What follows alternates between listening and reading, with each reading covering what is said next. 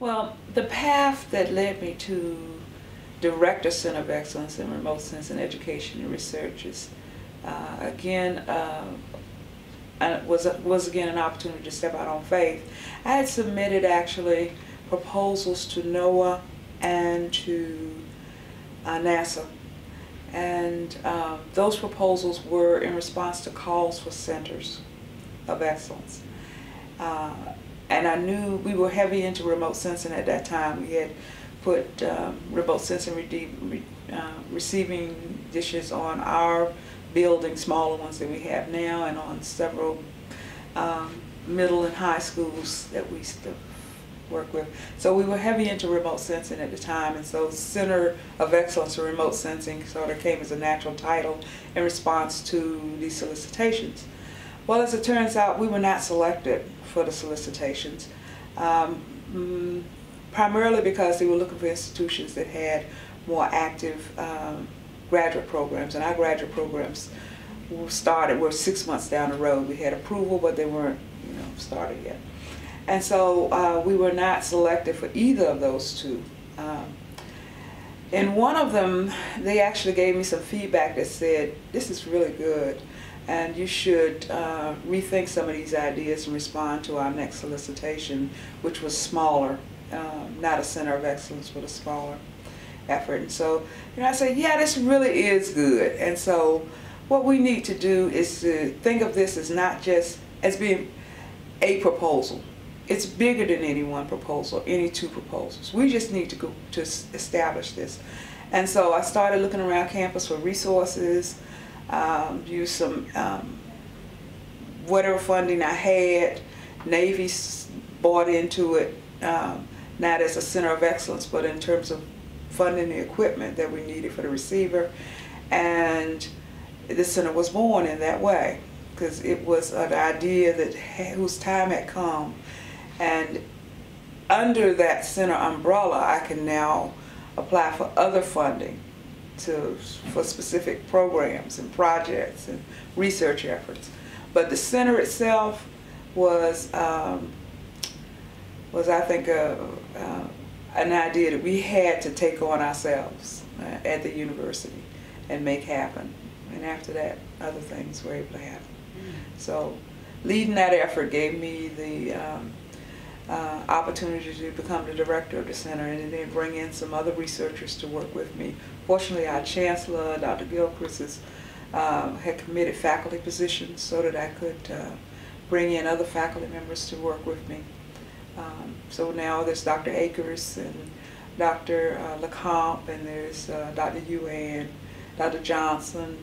All of them contribute to both the research and education mission of our center, along with some really great graduate students and, and undergraduate students that work with me as well. Well, to those that are getting started, I want to tell you, I love you. I really love you, and that you couldn't have made a better choice. And in addition to that, is that we need you. So we need you. The problems that we have to face affecting our climate are big problems, and we need the diversity of your ideas and your backgrounds and your talent in math and science. We need you to bring that to the table and help us to find these solutions.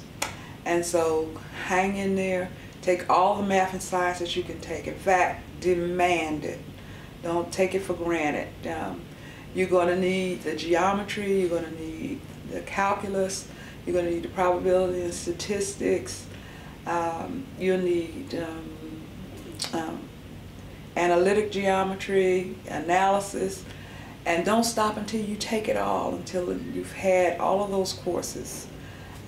Because even if you don't follow STEM, a STEM field, science, technology, engineering, or math field, regardless of the field that you're in, mathematics will help you become a problem solver, and it will help you to develop a disciplined lifestyle.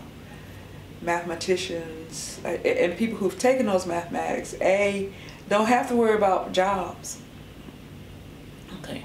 There aren't too many people out there with degrees in math and science who are looking for jobs, especially if you finish the master's degree level. So not only do you get job security, but you associate with people, a really good group of people who are secure, we look good, and we have wonderful lives. So it's a good life. It's a good, solid profession, and just hang in there because we really need you. As an African American woman, I feel it's critical that we reach out to the community of women and the community of minorities to assist us in our efforts to solve some of the problems that are facing us as a nation and as a world. There are a number of organizations who are making opportunities available to these groups, these underrepresented groups. Starting with the National Science Foundation, that now has broader impact as a critical category of any proposal that's submitted there, down to organizations and conferences that make opportunities available for travel to those events for underrepresented students and faculty. I think that in my role that it's important that I make sure that these opportunities are made available to a certain group, to the group that is at least within my reach. There are a lot of times they just don't know these opportunities are available. And even if they know they're available, they don't see themselves as being participants. And so when you say to the group, we're looking, there's a bus coming to campus and it's going to have 40 seats, and we can, this bus is going to pick you up and take you to the Black Engineer of the Year award, and your registration fee will be covered, and you might be sleeping to a hotel room, but you'll be in there. Then they believe that it's possible, and they come and they get on the bus and they go to the conference and they come back and they're excited.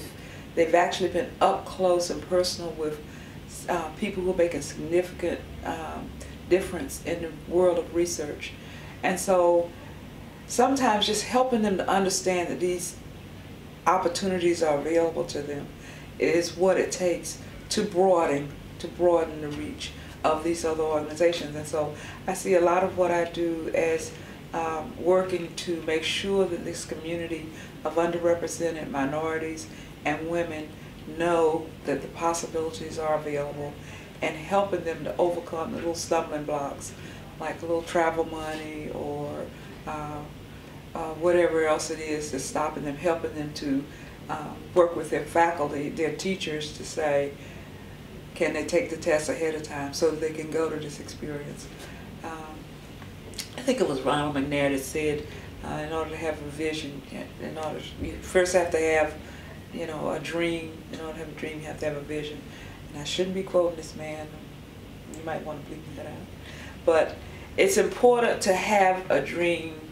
It's important to have experiences that help you create that dream. It's important that we make these underrepresented women and minorities understand that these opportunities are available and that we need them in the workforce. It won't be long before they're going to be the minority, the majority, before the minority becomes the majority. And so we've got to start now to help them, to mentor them, to take over the reins in science and math and make a significant contribution.